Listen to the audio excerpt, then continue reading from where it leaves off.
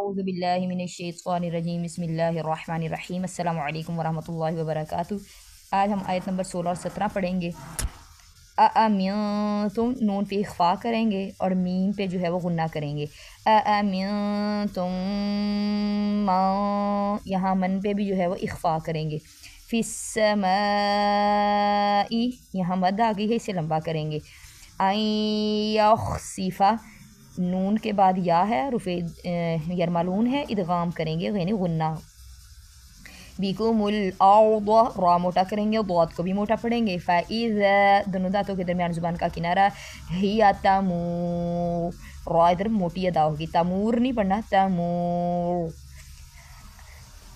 ام امنتم من فی السماء ان یرسل ان پہ غنہ اور یا کو موٹا پڑھیں گے۔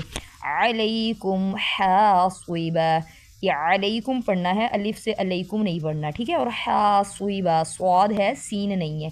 فستعلمون واو کو لمبا کریں گے، میم کو لمبا کریں گے۔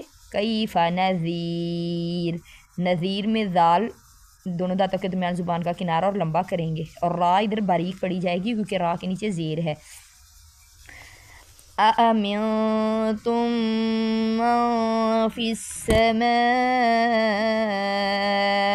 أَن يَخْسِفَ بِكُمُ الْأَرْضَ فَإِذَا هِيَ تَمُورُ أَمْ أَمِنْتُمْ مَن فِي السَّمَاءِ أَن يُرْسِلَ عَلَيْكُمْ حَاصِبًا